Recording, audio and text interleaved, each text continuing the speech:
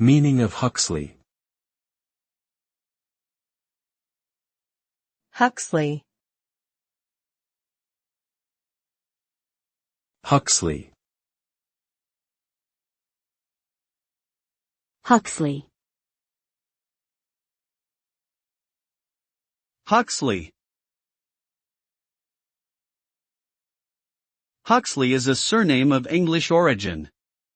The name is derived from the Old English words hux, which means insult or scornful, and lea, which means woodland clearing or meadow.